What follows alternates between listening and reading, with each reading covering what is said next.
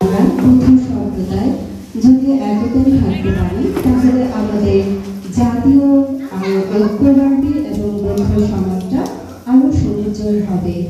তাই আমি আবারও পাহাড়িকা আবাসিকের বৌদ্ধ সম্প্রদায়ের সবাইকে আন্তরিক ধন্যবাদ এবং কৃতজ্ঞতা প্রকাশ করছি এই সুন্দর একটি অনুষ্ঠানের আয়োজন করার জন্য।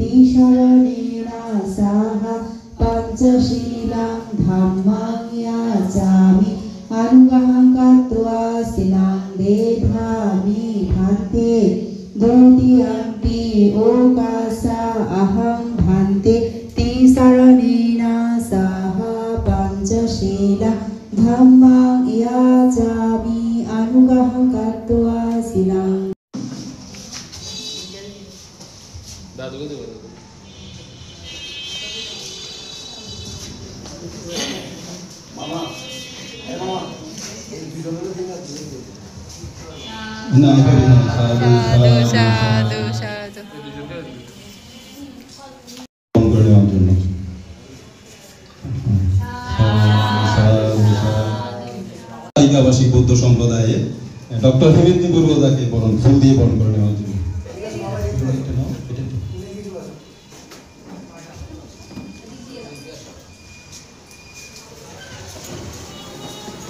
সাধু সাধু সাধু সাধু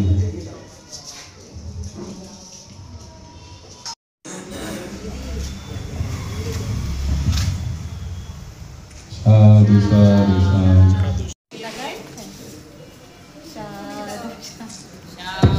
সাধু সাধু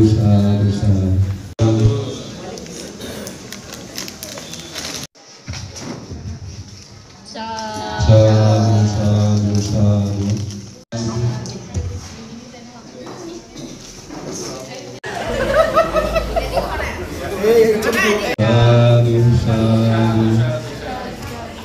Sadhu, sadhu, sadhu.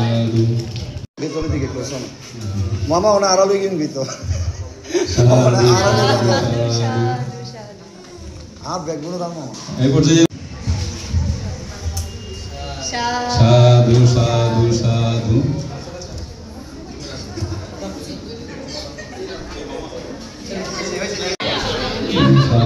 সাধু সাধু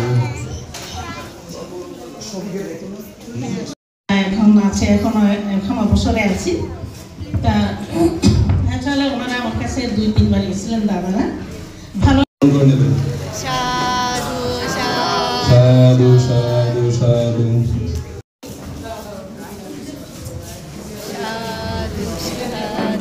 সাধু সাধু সাধু এটা সম্পূর্ণ মানে অনাকাঙ্ক্ষিতই বলা চলে, কারণ আমি আসছি আমার ছোট ভাই ইমাদ্রি, সে বললো যে এখানে একটা অনুষ্ঠান হবে। যাই হোক, এখন স্পিকার যখন পেয়েছি কিছু বলতে হয়। এখানে দেখেন পাহাড়িয়া আবাসিক বৌদ্ধ সম্প্রীতি উৎসব। আমি যদি আপনাদের থেকে জানতে চাই সম্প্রীতি মানে কি, কেউ কি বলতে পারবেন? একতা। একটা আর কেউ কি আছে? জনি আছে, জনি বলতে পারবে মনে হয়।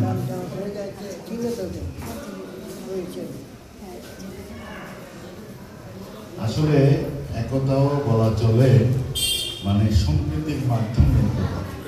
একতা হতে গেলে তার আগে একটা সম্প্রীতির আগে। সম্প্রীতি দুটো শব্দ, একটা হচ্ছে সম মানে সমান, আর প্রীতি মানে আনন্দ। সকলে সমানভাবে আনন্দ করব, আনন্দ করা, এইটাই নাম হচ্ছে সম্প্রীতি মূলত। সামাজিক সম্প্রীতি বলতে সমাজের মধ্যে বিভিন্ন ধরনের লোক বাস করে, বিভিন্ন ধর্মের লোক বাস করে, বর্ণের লোক বাস করে, বিভিন্ন শ্রেণী পেশার লোক বাস করে, তাদের সকলকে নিয়ে সমানভাবে একটা প্রীতি উৎসব করাটাই হচ্ছে সম্প্রীতি। যাই হোক, সম্প্রীতির